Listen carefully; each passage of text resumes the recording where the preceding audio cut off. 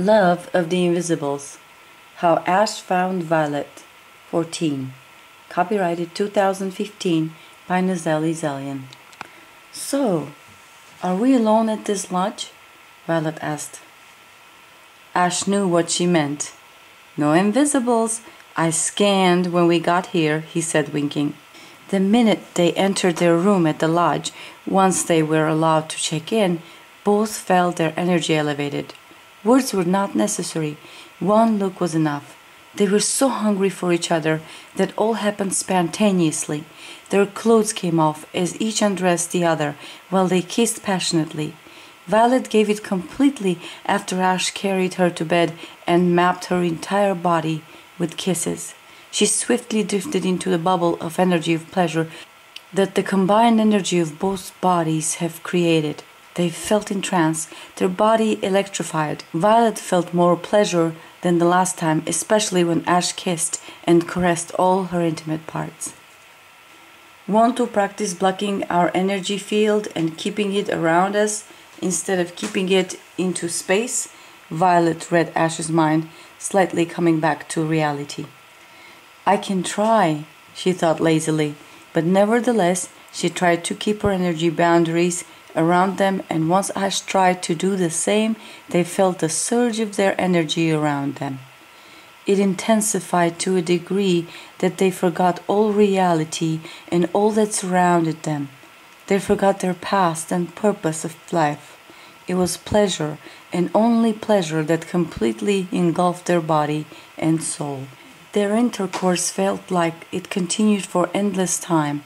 Violet sensed their energy rush through every cell of her body to the top of her head and down her spine. An incredible sensation shook her entire body that felt like periodically being struck by tiny lightning of pleasurable energy, and there were repercussions of release as her back curved and straightened in unison with Ash's body. Ash moved harmoniously with Violet, absorbing every particle of their energy field. He never knew this kind of pleasure existed, since he never was intimate with an invisible before, not mentioning such a powerful one. He only had casual sex with city people girls, and he did enjoy it, but not like this. To be with one he loved made it all different. Being with Violet made him lose himself completely. He was consumed in their unique energy. He was amazed how he can feel what Violet felt on a cellular level. Every time Violet had a release, he felt all the pleasure she felt. Something else happened when he was with her that he never thought would happen so soon. When Ash tried to access Violet's thoughts, since they were so transparent during sex before, he read nothing, but saw misty images of array of colors. Invisibles transferred thought, but images were possible to transfer or to be read with only people who were completely matched together. He persuaded himself that it was he who saw every color of the rainbow circulating the visual aspect of his mind, but the reality seeped in when those colors intensified every time Violet had a release. That meant that Violet was rapidly activating her powers as an invisible, and their unison in energy was complete. Once he reached his culmination of release, those colors slowly dissipated to a gray mist, and then there was nothing but intense pleasure that was almost unbearable. He gasped for air as he held her tight and felt her tighten her grip on him. Such harmony was rare, to feel what other felt and to be one. They stayed together the way they were for a while until their breathing went to normal and their muscles relaxed. Later, Ash moved to the side, allowing Violet to curl comfortably in bed. He embraced her from her back as both drifted into deep sleep. The bright light shining through a little crack between a pair of heavy curtains covering the window woke Ash up. "What time is it?" he thought to himself. "And how was it for you?" Ash asked as he grabbed her shoulders from behind. "Incredible," Violet said softly, knowing perfectly well that Ash referred to their untamed lovemaking at night. He kissed her neck and shoulders, but Violet knew that this was mainly an affectionate kiss and not an invitation to repeat what happened at night from his mild energy that circled around them. Somehow she was starting to pick up the nuances of his energy currents and what they meant. "They're serving breakfast downstairs," she said. "I can almost smell it. Eggs, hash browns, toast." "Almost ready," Ash said. "Grab the room key card." The breakfast room was pretty full. There were two couples with children, an elderly couple, and a table full of group of teenagers talking loudly about the upcoming sled ride. "What time is our ride?" Violet asked Ash silently. She started to appreciate her discreet conversation away from everyone's ears. 10 o'clock, Ash answered. "We will take a bus to the area. It is a short drive." Violet ate with great appetite and drank tea afterwards, sitting next to a window that overlooked the snowy mountains. "You look incredibly beautiful today," Ash said silently, shining his gray eyes that had gone a level lighter than when he was in the pine. "So do you," Violet said, holding his hands. Once geared for a venture on snow, they found a group that was going to take the Alaskan dog sled tour. They were transported to the area by bus, and the couple enjoyed the scenery and the animals that happened to be around. Violet really enjoyed the sled tour. She patted the dogs, heard the guide's story about the use of the sleds in Alaska, and experienced the thrilling drive through the snow with wind blowing on her face. They were back for lunch. Ash noticed how the cool air was working Violet's appetite to her benefit. They roamed the small stores for souvenirs, had a relaxing walk while it drizzled in the nearby park, had dinner and a quiet time in front of the fireplace at the lobby. "What a perfect day," Violet thought. Ash nodded lazily. "There's more. We have to get up early to go and see the wildlife," he said.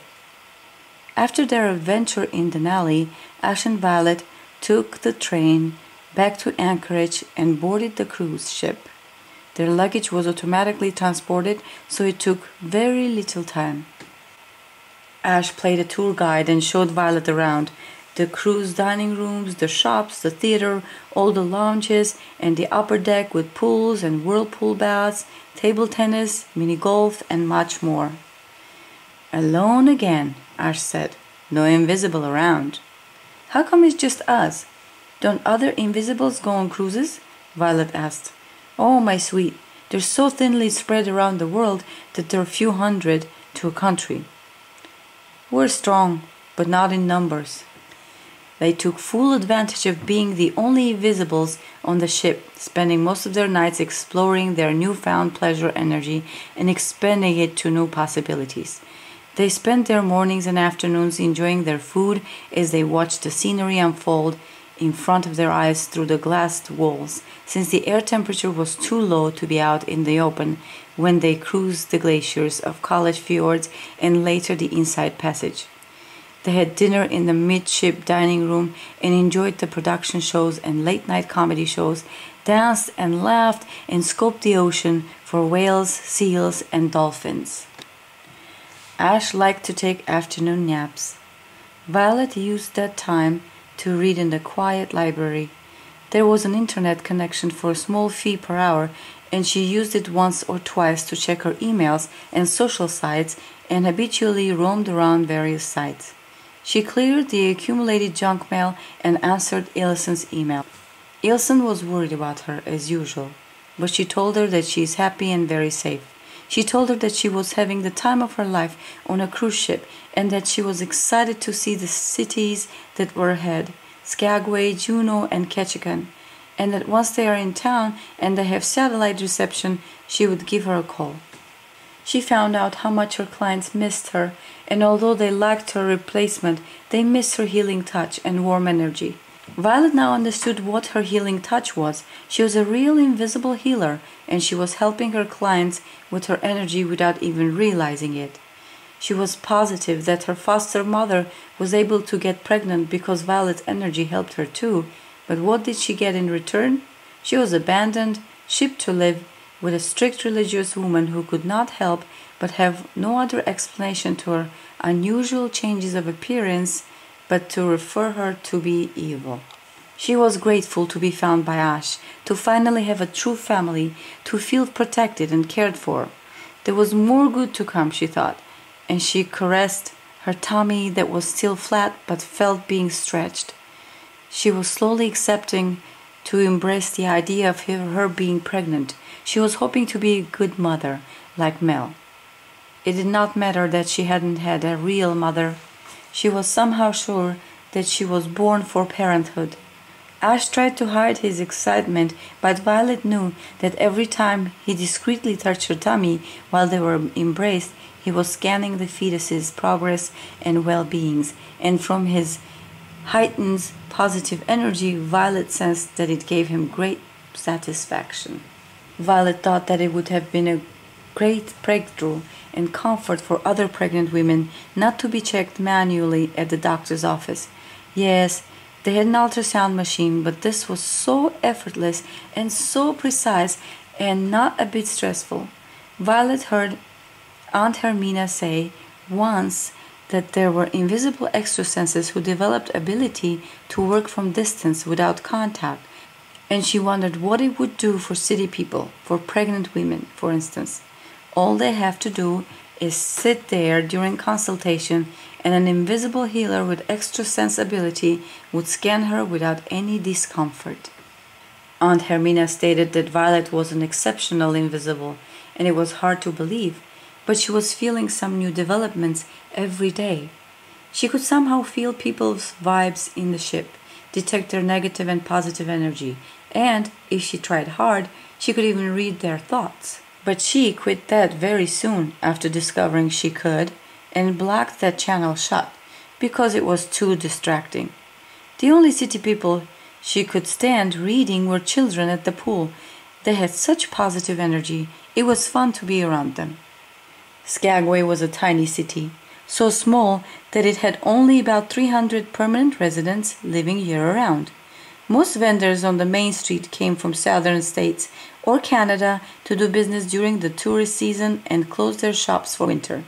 Violet and Ash took the train tour around the mountains with breathtaking views of misty, snowy peaks. They went all the way to Canadian border and back, and then roamed through the Skagway stores, and Ash bought her a white and gray warm Russian hat. They walked around a fish factory that processed salmon fresh from the ocean. The small store had samples of variety of smoked salmon. They purchased a set of 3 canned salmon varieties.